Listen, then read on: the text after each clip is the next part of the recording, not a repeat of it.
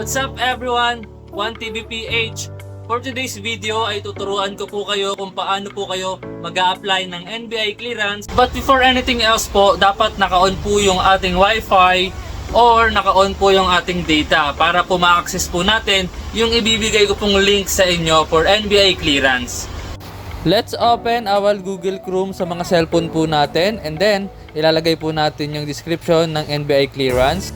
Dito po kayo mapupunta sa home nila. After po nyan, mag-fill up na po kayo ng inyong information.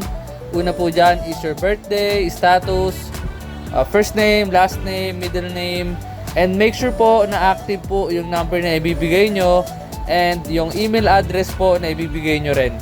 Magsisend po kasi sila ng OTP at doon nyo po yan marireceive sa number na ibinigay nyo. Once tapos na po kayo mag-fill up, pwede na po kayo mag-sign in. Meron na po kayong account sa NBI. Para makapag-apply, apply clearance. And then yan po yung valid IDs na kailangan. Pwede na po kayo maghanap ng branch na malapit po sa inyo.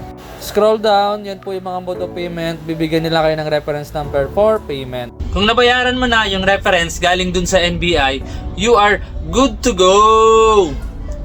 Kung nakaabot ka rito mga kawan, please don't forget to like naman and subscribe naman po yung aking page 1TVPH.